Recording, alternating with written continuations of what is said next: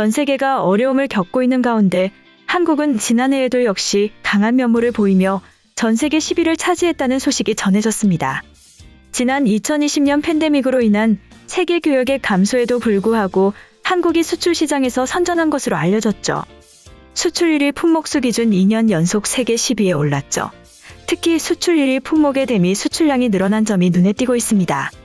지난 14일 한국무역협회 국제무역통상연구원은 세계 수출시장 1위 품목으로 본 우리 수출의 경쟁력 현황 보고서를 통해 2020년 우리나라 세계 2위 수출 품목 수는 전년 대비 6개 증가한 77개로 전 세계 10위를 차지했다고 밝혔는데요. 1위는 중국으로 1위 수출 품목 수가 1798개를 기록했고 이어 독일 668개, 미국 479개, 이탈리아 201개, 일본 154개 등의 순으로 나타났습니다. 한국의 세계 수출시장 1위 주요 품목으로는 탱커가 수출액 102억 5천만 달러로 전체 중 점유율 53.3%를 차지하였고 SSD 드라이브가 101억 2,300만 달러로 31.9%, 하라크 실렌이 34억 3,700만 달러로 32.9% 등을 차지하였죠. 탱커란 액체 화물을 선착 내 싣고 운반하는 배를 총칭하고 하라크 실렌은 폴리에스테르계 합성 섬유를 만드는 데 쓰이는 물질입니다. 이 밖에 편광재료제의 판이 24억 7,300만 달러로 37.1%, 레이저기기가 22억 4,400만 달러로 27.3% 등을 차지하며 새롭게 1위로 올라섰는데요. 무협 측은 편광재료제의 판은 LCD 패널에 활용되는 부품으로 한국의 기존 LCD 관련 기술 경쟁력에 힘입어 새로운 수출 주력 품목으로 발돋움했다고 설명했습니다. 수출 시장별로 살펴보면 미국 내 한국산 수입이 늘어난 점이 눈에 띄고 있는데요.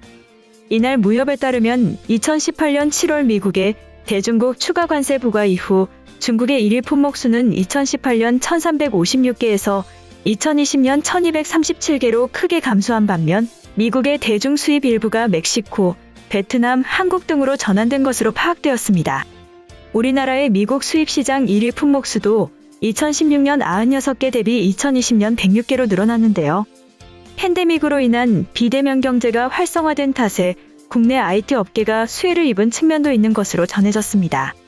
무협 측은 미국의 IT 제품 수요가 증가해 기존 1위 품목인 SSD와 신규 1위 품목인 컴퓨터 부품 등 수출이 확대된 결과 대미 전체 수출액, 대미 1위 품목 수출액이 각각 전년 대비 8.0%, 78.9% 증가했다고 설명하였죠. 반면 한국이 수출 1위에서 물러난 11개 품목 중 3개 제품에서 중국이 1위로 올라섰고 메모리 반도체도 그중 하나인데요. 하지만 이는 중국의 외국인 투자 기업의 생산 설비 확대 등 구조적 요인에 의한 것으로 품목 경쟁력 제고로 해석하는 데에는 한계가 있다고 분석되었습니다. 즉 중국 내 외국 공장에서 생산돼 중국 외로 수출되는 품목은 중국 수출 품목에 포함되고 있는데요. 예를 들어 2020년 중국 반도체 생산량 확대는 인텔 다롄 공장의 설비 투자 확대, 삼성전자 시안 2기 공장 신규 가동 효과에 주로 기인한 것으로 분석되었습니다. 무협 측은 중국은 반도체 자금률이 5.8%에 불과할 정도로 해외 기업 의존도가 높다, 디램 기술력은 한국이 5년 이상 앞서는 것으로 평가된다고 밝혔죠. 일본과의 수출 1위 품목을 둘러싼 경쟁은 심화된 경향을 보여주고 있는데요. 2020년 한국 1위, 일본 2위인 품목 16개 중 점유율 격차가 5%포인트 미만 품목은 7개였는데 이는 전년 4개에 비해 늘어난 것으로 알려졌습니다. 김아린 무역협회 연구원은 코로나19로 2020년 세계 교역이 움츠러든 와중에도 우리 수출 1위 품목이 늘어난 점은 고무적이다. 다만 수출 주력 품목에서 일본 등 주변국과 경쟁이 치열해지고 있어 제품 경쟁력 제고 및 차별화를 위한 다각적인 노력이 필요하다고 밝혔는데요. 한편 한국의 대표 기업 삼성은 주변국과의 경쟁에서 압도적 실력을 보여주기 위해 새로운 기술을 공개했다는 소식이 전해졌습니다. 삼성전자가 다소 독특한 슬라이더블 스마트폰 특허를 공개하였죠. 기존 폴더블 형태의 디스플레이를 잡아 늘려 화면 길이가 2배 이상 확장되는 형태로 구성되어 있는 것으로 전해졌습니다. 최근 세계지식재산권기구를 통해 공개된 특허는 화면을 접는 폴더블에 롤러블을 더해진 형태가 공개되었는데요. 완전히 접은 상태에서는 손바닥만 한 크기로 삼성전자 폴더블폰 갤럭시 Z 플립과 유사하고 이번 특허의 핵심은 화면을 접는 것뿐만 아니라 늘리는 것도 가능하다는 것으로 알려졌습니다. 제품을 펼친 뒤 디스플레이를 늘리면 화면을 추가로 100% 확장할 수 있는데요. 전체 길이 또한 2배가 되고 기기를 접은 상태에서 롤러블 디스플레이만 펼치는 것도 가능한 것으로 알려졌습니다. 롤러블 또는 슬라이더블로 불리는 새로운 폼팩터는 일정 방향으로 화면을 확장해 대화면 이점을 누릴 수 있는 차세대 기술인데요. 기존 Z 플립 3이 펼쳤을 때 세로로 16.6cm인 점을 고려하면 길이가 2배 확장된 특허 속 기기는 약 30cm에 이를 것으로 예상되고 있습니다. 오포, 샤오미 등 중국 제조사가 잇따라 유사한 폴더블, 스마트폰 신제품을 내놓는 가운데 삼성전자는 차세대 폼팩터 개발에 속도를 내고 있는데요. 이미 옷장문처럼 화면을 여닫는 듀얼 폴드, 병풍처럼 2번 접히는 트라이폴드 등 기술 특허를 확보한 상태입니다. 한편 삼성전자는 전 세계 폴더블폰 시장에서 점유율 1위를 지키고 있는데요.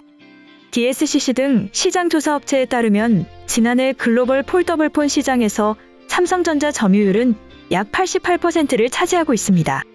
다음으로 미국에서 새로운 기록을 세우는 한국 문화에 대해서 말씀드리겠습니다. 배우 이정재가 크리틱스 초이스 어워즈에서 한국 배우 최초로 나무주연상의 쾌거를 이뤄냈는데요. 지난 14일 이정재는 제27회 미국 크리틱스 초이스 어워즈에서 드라마 시리즈 최우수 남자 배우상을 수상했습니다. 이정재는 소속사 아티스트 컴퍼니를 통해 언제나 한국 영화와 한국 드라마를 응원해주시는 대한민국의 관객 여러분들 덕분에 상을 수상하게 되었습니다. 감사드립니다고 소감을 밝혔죠. 크리틱스 초이스 어워즈는 미국 방송영화 비평가협회가 주관하는 행사로 미국을 대표하는 시상식 중 하나로 꼽히는 의미 있는 시상식입니다. 이정재는 이날 한국 국적 배우 최초로 수상의 영광을 안았을 뿐만 아니라 오징어 게임에 함께 출연한 배우들과 시상자로 나서며 재치 있는 모습까지 선보이며 시상식을 빛냈는데요.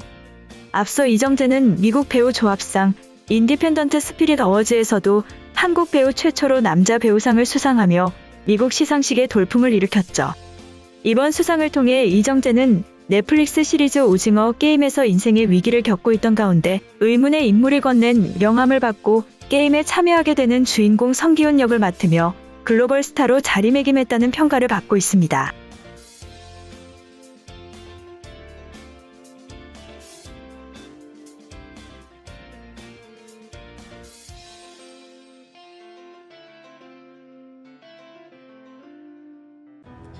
이번 영상은 여기까지고요. 제 영상이 도움이 되셨거나 세계 속 반응 더 보고 싶다 하시는 분들은 구독과 좋아요, 알람 설정까지 부탁드립니다. 다음에 또 봐요. 안녕.